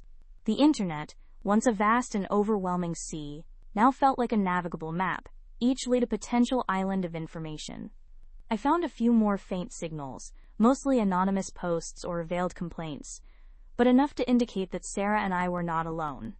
One particular forum post, buried deep in an obscure industry site, caught my attention.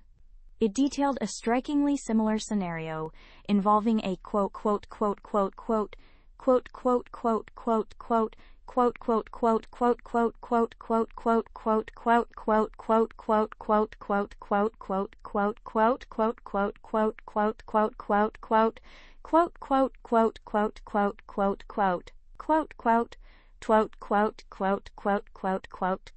ear penger. The details were sparse, but the timeline aligned perfectly with one of Alex's unexplained career gaps.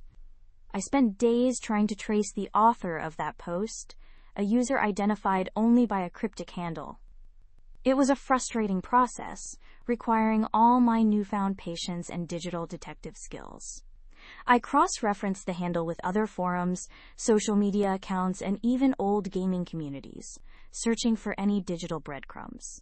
Finally, after what felt like an eternity of dead ends, I found a matching handle on an old professional networking site. The profile was outdated, but it listed a name, Mark Jensen, and, crucially, a past employer, one of Alex's former companies. My outreach to Mark was even more cautious than with Sarah. I knew I couldn't afford to be seen as a relentless stalker.